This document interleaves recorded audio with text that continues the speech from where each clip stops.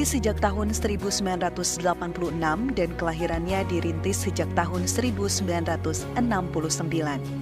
Dengan latar belakang sebagai kampus perjuangan, lahirlah Sekolah Tinggi Keguruan dan Ilmu Pendidikan STKIP Siliwangi, yang sejak 5 Desember 2017 berubah bentuk menjadi Institut Keguruan dan Ilmu Pendidikan IKIP Siliwangi, di bawah badan penyelenggaraannya yaitu Yayasan Kartika Jaya. Kampus IKIP Siliwangi berlokasi di Jalan Terusan Jenderal Sudirman, Kota Cimahi dan Jalan Ciburui, Kabupaten Bandung Barat, dan memiliki 10 komplek gedung perkuliahan serta sarana penunjang pendidikan yang memadai seperti masjid, perpustakaan, laboratorium bahasa, laboratorium micro-teaching, laboratorium komputer, laboratorium daycare dan PAUD, laboratorium pengembangan karir, lapangan olahraga, pusat kreasi mahasiswa, dan aula serbaguna yang memiliki kapasitas 1.500 orang. Program Studi Bimbingan dan Konseling adalah salah satu program studi di Fakultas Ilmu Pendidikan, Institut Keguruan dan Ilmu Pendidikan Siliwangi. Program studi yang berdiri pada 14 September 2016 ini menjadi salah satu program studi bimbingan dan konseling yang terkemuka serta menjadi pilihan bagi pembelajar pendidikan dalam bidang bimbingan dan konseling di Indonesia.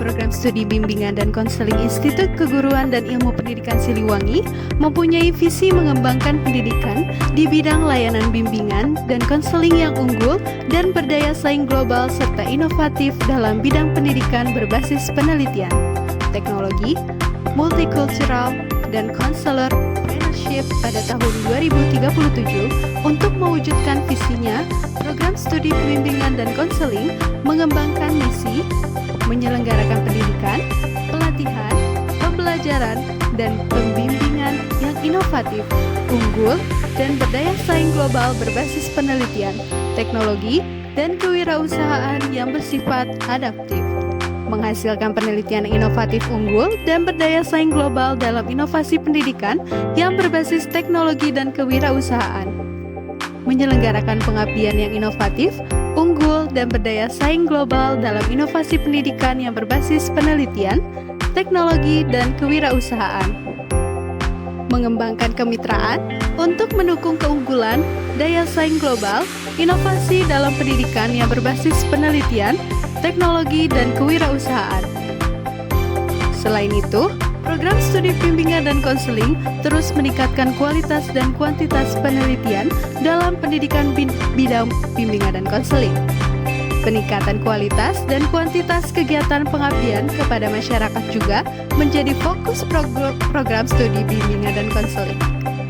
Dengan menjalin kerjasama dengan berbagai pihak, baik di dalam maupun di luar negeri, untuk pengembangan pendidikan, penelitian, dan pengabdian masyarakat. Program studi bimbingan dan konseling mengacu pada indikator kinerja dalam aktivitas akademik yang diantaranya lulusan mendapat pekerjaan yang layak, indikator pencapaian instansi pendidikan atau PT yang pertama dalam kebijakan Merdeka Belajar adalah lulusan mendapatkan pekerjaan yang layak. Hal ini dibuktikan dengan lulusan program studi bimbingan dan konseling yang bekerja sama pada sektor pendidikan dan kedinasan. Mahasiswa mendapat pengalaman di luar kampus. IKU kedua adalah mahasiswa mendapatkan pengalaman di luar kampus meliputi kegiatan magang kerja, riset, proyek desa, pertukaran pelajar, berwirausaha, dan juga melewat kegiatan mengajar melalui kesempatan yang diberikan seluas-luas. Dosen berkegiatan di luar kampus. Selain mahasiswa, dosen program studi bimbingan dan konseling juga memiliki agenda rutin pada tahun ke tahun alam berkegiatan di luar kampus. Sehingga aktivitas dosen tidak hanya di dalam kampus sendiri, melainkan juga di luar kampus seperti mencari pengalaman industri, sekaligus mengajar di kampus lain pada program yang ditawarkan oleh Kemendikbud. Praktisi mengajar di dalam kampus. Berikutnya adalah praktisi mengajar di dalam kampus. Program studi bimbingan dan konseling telah banyak memfasilitasi para ahli, praktisi, dan pihak terkait dalam memberikan pengalaman yang lebih terhadap proses pengajaran, penelitian, serta pengabdian kepada masyarakat. Program studi bekerja sama dengan mitra kelas dunia. IKU berikutnya adalah berjalannya program studi yang bekerja sama dengan mitra kelas dunia, sehingga pihak perguruan tinggi akan menjalani kolaborasi dengan mitra untuk menyempurnakan program studi, seperti magang, penyerapan lulusan, dan lain-lain. Kelas yang kolaboratif dan partisipatif. IKU ke-7 adalah kelas yang kolaboratif dan partisipatif, sehingga pihak kampus bersama para dosen mampu menciptakan kelas yang mumpuni, bisa melibatkan mahasiswa, dan merangsang keterlibatan mereka dalam proses belajar di kelas. Program Studi Bimbingan dan Konseling Fakultas Ilmu Pendidikan IKIP Siliwangi bukanlah program studi bimbingan dan konseling pertama di Indonesia.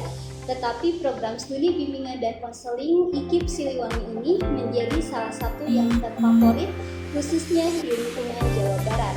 Terbukti antusias calon mahasiswa yang stabil dan cenderung meningkat dari tahun ke tahun. Program studi bimbingan dan konseling memiliki komposisi dosen-dosen yang berkualitas serta para ahli di bidangnya masing-masing. Selain itu, dosen dan mahasiswa program studi bimbingan dan konseling juga diperkaya dengan pelatihan ICT dan keterampilan bahasa Inggris melalui pelatihan berjenjang.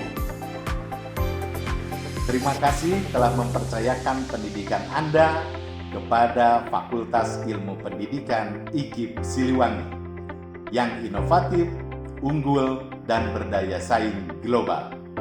Fakultas Ilmu Pendidikan menggelora.